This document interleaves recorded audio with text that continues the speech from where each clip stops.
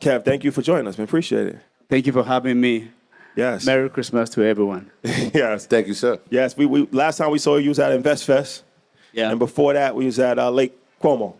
Yeah, Lake Como. You're right. Yeah, for sure. So, Yeah. This is the third time a charm. So, yeah, first and foremost, thank you for changing your travel schedule. I know you was in Dubai, but you came back home for us, so we greatly appreciate that. Thank you. Thank you for having me. I mean, when your brothers call, you got to show up. So I put up. That's a fact. So, all right. So you run, an extremely large oil and gas company. But how did you get started? What's the backstory to actually how you got up and running? Because you're still, young yourself. So how did you get started into this business? Well, I don't know if you're aware, but I actually went to college in the U.S. Atlanta? No. I was in the D.C. area. But you was in Atlanta, though, right? I was in Atlanta. Yeah, A little bit. Shout out DC. all the Africans live in Atlanta and D.C. That's where all the Africans live in America. Yeah, so I went to George Mason University, and then when I finished, I decided to move back to Ghana in the D.C., Virginia, area. I'm sure there are some people from the area, as they call it, in the house. And afterwards, I decided to come back home to figure out how I can also contribute to Ghana. It was very challenging initially because I didn't have, people always think people make moves with plans, with business plans. There was nothing like that. I was done with college. I had a great job as an accountant, making $72,000 a long time ago, and that was good money. And I just picked my bags and I said, I'm going to Africa. Friends are like, what? I'm like, I'm going to Africa. I've always had an entrepreneurial spirit, and I knew that I wanted to do something on my own. So I decided to make the move back to Ghana. I didn't start originally in oil and gas. I started with the telecom sector. But before, I think a lot of people over here are always trying to figure out how do I make the initial move, in terms of like trying to do something, whether it's business or whatever entrepreneurial journey you want to take. And what I want to say is, please don't always try to figure out the answers before you start. If you want to go ahead to do stuff, just do it. Just start something. You will figure it out. Because I started, I didn't have a plan. When I was in the US, I worked and put myself through college. And the excess money that I had, that's what I lived off when I came. Because the first couple of years, I was in the learning phase. I worked for free for my sister, who was an entrepreneur. And I come from an entrepreneurial background. My father was a very successful entrepreneur. And my mom was an entrepreneur in her own right. So it was just genetically, I was exposed to that. And that's what I wanted to do. But it was really challenging. It was really tough. I had to work for free for a long time. I was my sister's driver and her PA at the same time, learning the ropes of how things work in Ghana and stuff. And I didn't have any capital because the money I had, I needed to survive off that. I also had a child, and I needed to take care of my child in D.C. So it was very, very challenging. But I had an idea in the telecom sector. As an entrepreneur, persistence is so key and so fundamental to the success of whatever you're doing. When I had a telecom idea, I went to a telecom company. I used to go there every day for 6 months. They used to tell me to leave. I'm like, no, I'm not going to leave unless you give me this opportunity.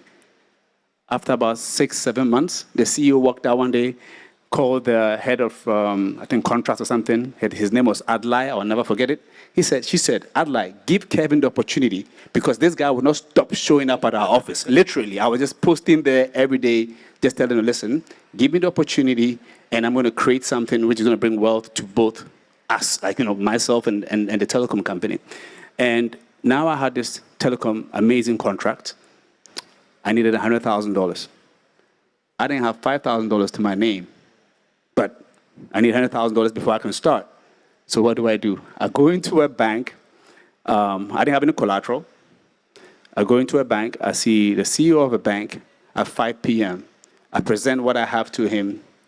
The man looks at me. He tells me, all right, let's go downstairs. So his office is on the 5th floor.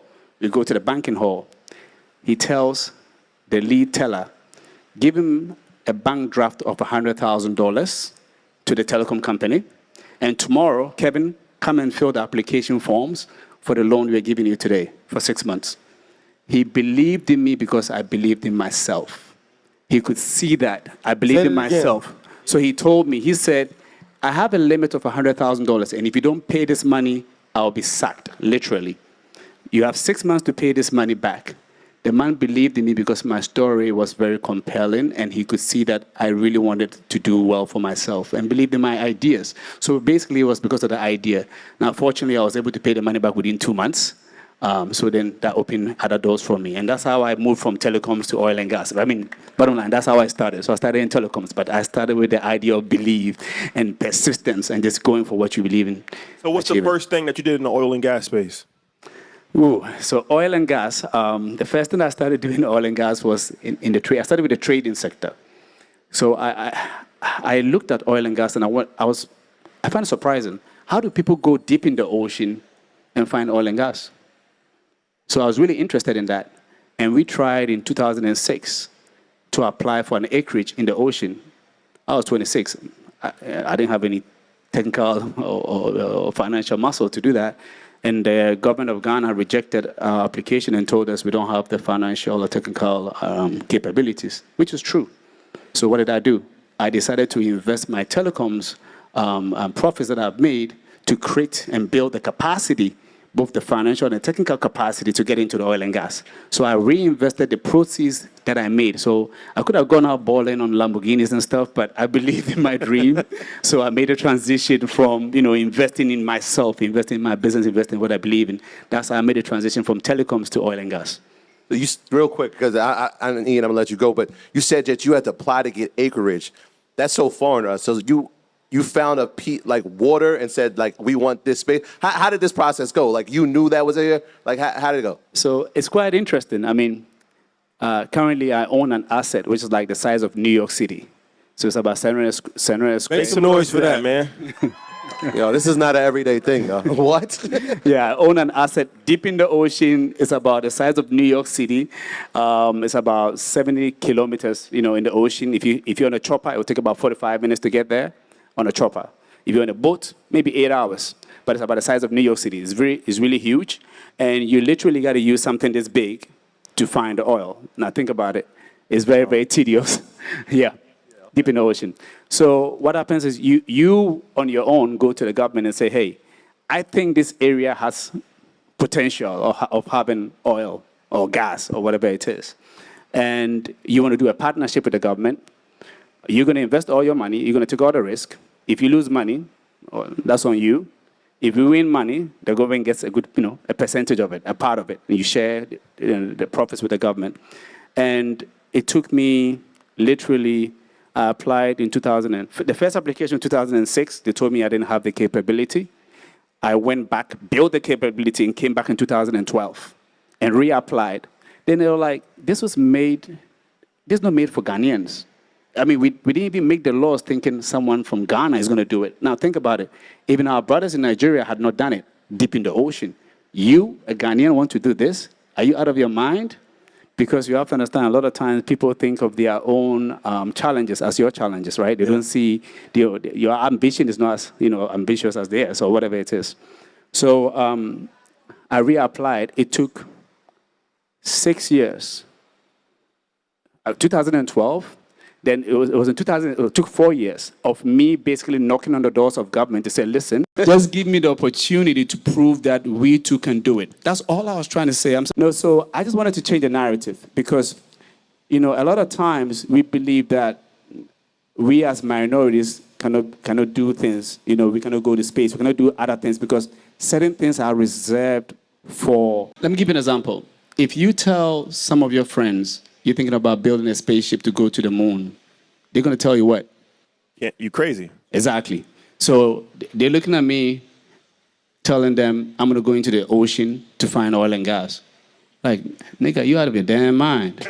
Really, that's how they felt. But I don't blame them because that's what we know. We've only seen other people of color do it. We all are a product of our surroundings, So if you don't see people like you doing stuff, sometimes you just think it's not possible for people like us to do stuff. But I wanted to just basically change that. And after being persistent for 4 years, they were like, okay, you know what, go ahead. Let's see what you can do. We're going to let you make a fool out of yourself. And Lord and behold, we went ahead, we drilled. We currently have over 2 billion barrels of oil and a whole lot of gas. Clap it up. So it just tells you that we are so capable of doing so much more than we think we can do. Absolutely. We basically put self-limitations on ourselves. I mean, we put limitations on ourselves, and I think we're in competitions with ourselves. We need to just push ourselves and have a lot of belief in us to achieve whatever our goals are.